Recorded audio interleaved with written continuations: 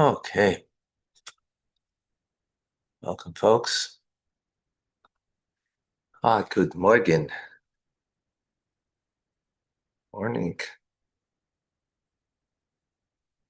We continue in our Maimon, discourse. Chaim Bracha.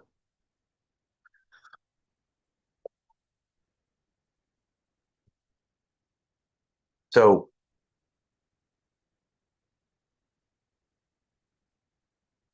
actually, let's take up the verse. We learned it yesterday in the Chumash Rashi. What a fascinating verse. Take a moment here.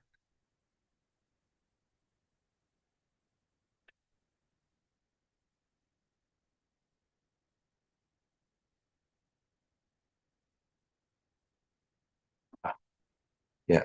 Okay, Bata Israel, and now Israel. Vashem Alekecha, Ma, what? Right? Don't read Ma, read it Meya. Don't read it as what, read it as 100. What is he asking? 100. Hashem Elokecha Shelmi, he's asking 100 from you. 100 blessings, right? Which again, I did make my blessing online. I did it offline. uh, yeah. Um, so what is he? That's what he's asking for you. But the verse continues, Kim Yira, we mentioned in the beginning, but to fear God, Hashem Elokecha. But it continues the verse. He's only asking that you have fear of God, but laleches b'chol derachav, to go all completely in His path. Ule'avo is saying to love Him, ule'aved, and to serve Him. It's Hashem Elokecha, Hashem your God. Here's the key of what we're discussing: b'chol lebavcha, with all of your heart, b'chol nafshecha, with all of your soul. Right. So there's a lot there. So what we're discussing now is the distinction of what it means b'chol levavcha, b'chol nafshecha. Now, the truth is, it says that in the verse over here, but we're understanding it in reference to. Actually, let me make sure that it's. I took it to mean in reference to the Shema.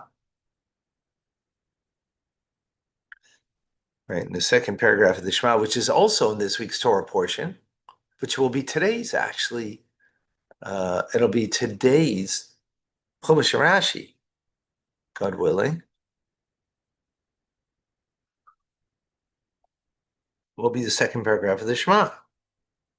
And there it says to, that you should love God with all your heart and with all your soul.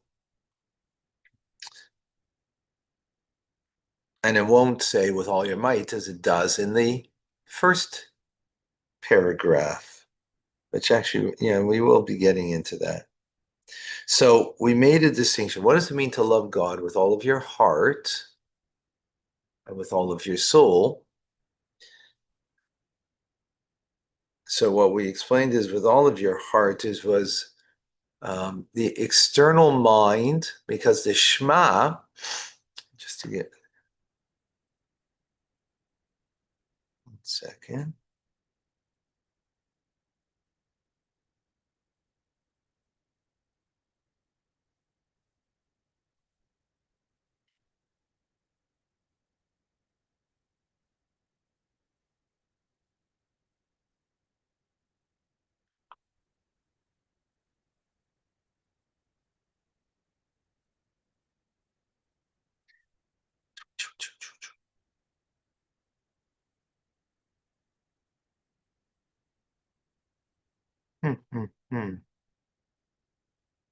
Okay, so what we explained briefly is there's a love that's a product of understanding. The more you understand the good of something,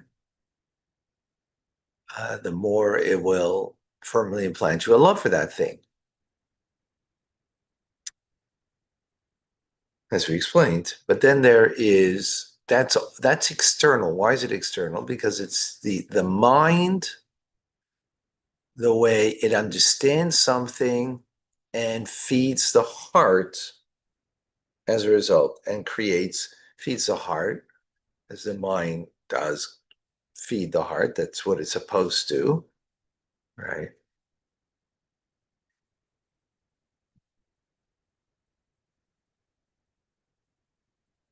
But that's the way the mind is relative to the heart, the external aspect of the mind, as it is a handle on touching the heart, which is external, like my hand holding on to the cup, to the external of the cup. But then there's the mind, the internal aspect of the mind, as the mind is to itself, if you will, not the way it is in understand something to bring an effect, cause and effect, but the mind um,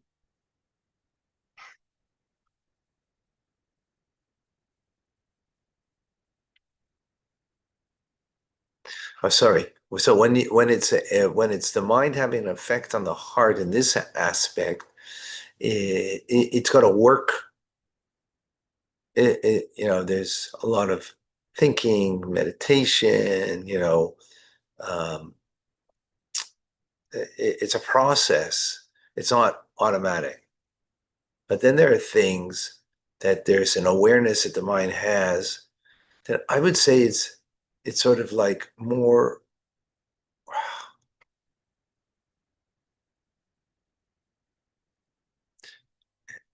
It's not information anymore. It's not merely information. It's so internalized of you that your awareness automatically affects you emotionally.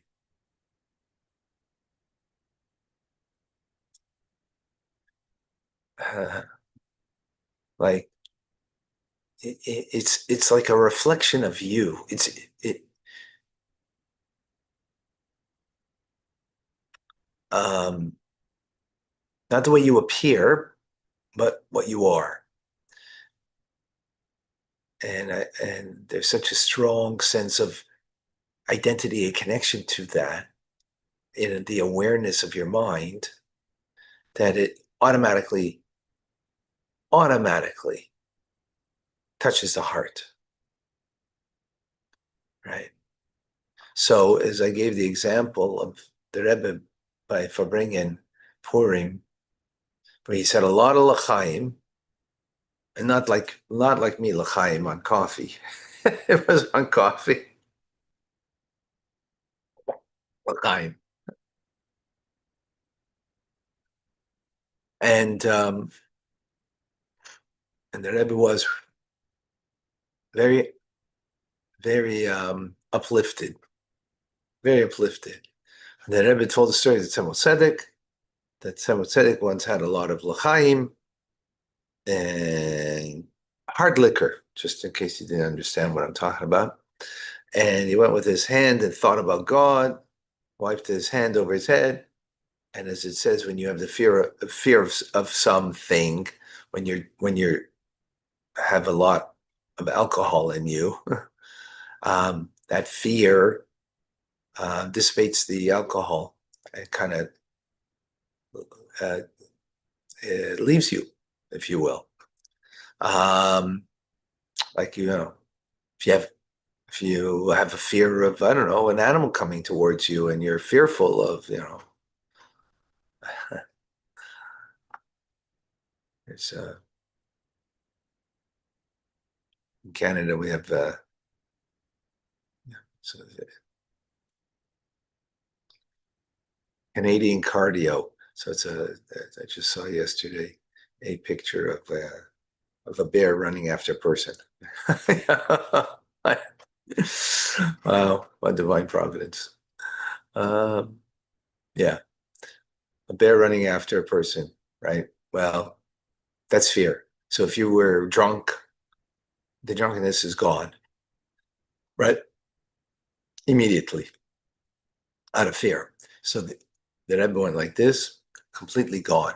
Why? Because that awareness of God is not external. It's not merely information. It's not just an idea. It's so identified with, so intrinsic to the intelligence of the Rebbe that just doing that, gone, gone, right? I gave an example myself, um, which is, it's somewhat like that when I think of the blessings that God has given me in my life of my family. Um, yeah, uh, automatically, I just like emotionally,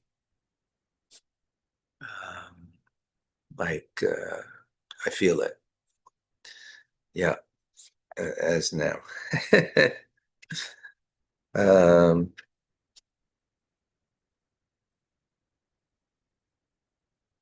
yeah.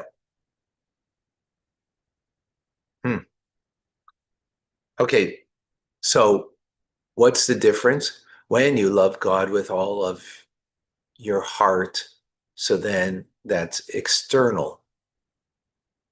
When you love God with all of your soul, it's internalized and it's automatic. That's what it means with all your soul, all your heart doesn't mean your entirety, right? Your heart's not all of you.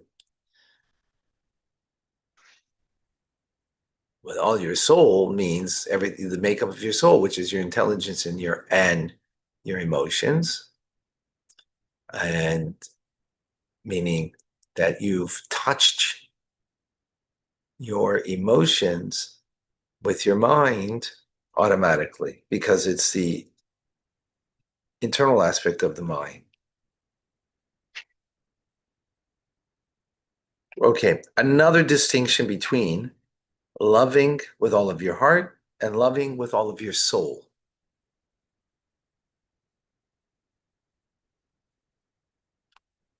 By the way, another way to, another, a mother who loves her child, you know, and that love is with all of your soul. So um, the another example of that would be perhaps to understand that on human terms would be when when the child is caught under the car and the mother's able to pick up the car, right? Like they tell that story. I wonder if that story is ever true, right? And then later afterwards, when she tried to pick up the car, she wasn't able to. What happened? Because the core of her being, right, was so touched because of the connection to her child is not external, is internal. That awareness just led to, right. I don't know if that's a good example because it's not really intelligence and emotions there. It's even beyond that, perhaps. Maybe. Anyway, hopefully you get the idea. Another distinction is that the love with all of your soul is an aspect of what we call in creation. There's two modes, two basic modes, or it's really three, but two here. Cholavavcha means the way godliness, the way the aspect of the way things are found within the world, that the vitality um, is enclosed within creation, within the world. Now, what does it mean within the world? Within the context of the created thing. So this cup is being animated by God right now. There's two modes of creation, two aspects of it, two basic. I mean, there's a third also, but not here. One is the way the Word of God is enclosed in this, in its very uniqueness, right? So it's internalized in such a way that this becomes a cup, and this is animated as a phone, right? Remember, God is creating everything every moment. Every moment is being created. So the way God fills the particular thing, that a stone is a stone and an animal's an animal. There's a distinction, right? Now, what's interesting about that, since it's the way the vitality is enclosed in this world, when you understand that, right, intellectually, which is the second part of Tanya, Shar Yuchabemuna, right, which we uh, finished just over a month ago. We're in the fourth part of Tanya now, right? So when you understand with your mind something, and you understand it in the way it's internalized within the world, right? And you understand it from the vantage point of the world. Like, well, let's take, you appreciate the vitality of and the specialness of something. So when you think about it, you sense the vitality of that thing.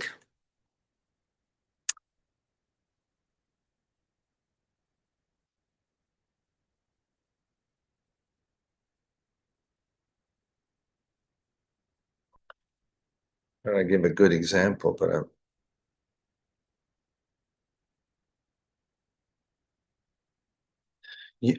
your animal soul will also appreciate it, not just your godly soul. Your animal, the animal in you appreciates things that are tactile, right? That are, you could see, you could feel, you could hear, you could, taste. So when the vitality of something,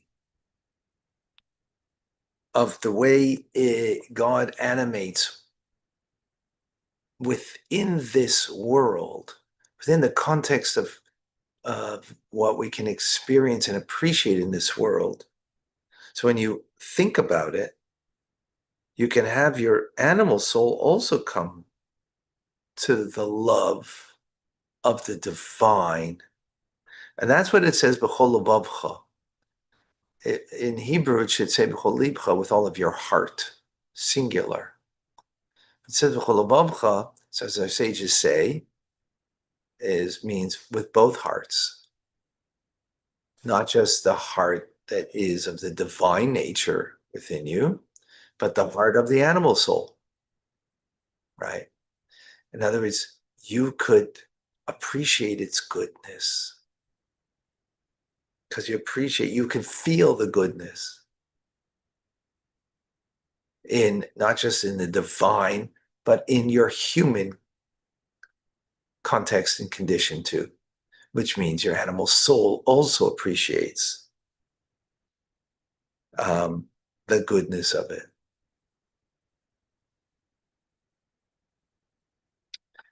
So I don't know if I gave that, to say that it's tactile, that it's only with the five senses. It's not with the five senses because we're talking about to appreciate how God is animating something within this world. And therefore, when you understand that, Right.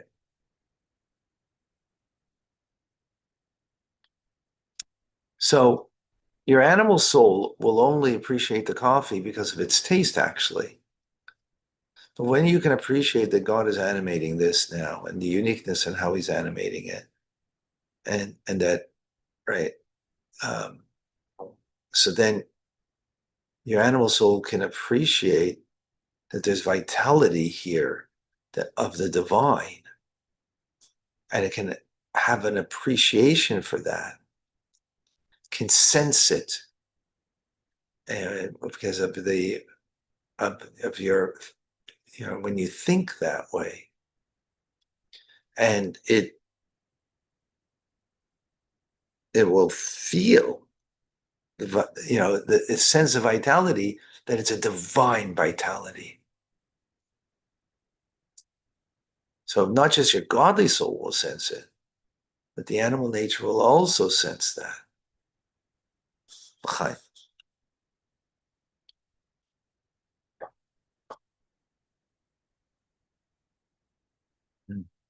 This love, okay, wow. I need a better example. But okay, because I'm gonna love the coffee. See, talk about loving the coffee and the taste of the coffee. That's the animal soul on its own. It's about that you sense that there's something more than just the tactile. That's what that it's more than that. That there's something, that there's a vitality there. It's not just taste. It's not just, picture that looks beautiful, right? Um, or, you feel something and it feels good. That's all pure animal soul, right? That's pure human, nothing divine there. Here, you got to meditate and think upon that, that there's a divine spark and vitality here that will give you a sense of, um, you know, and not something beyond, of the thing, that the thing is of divine, and that you not only then come to a love in your heart that is only of your divine soul, but even your animal soul can also sense that there's something more than just you know the five senses. Okay, more to come.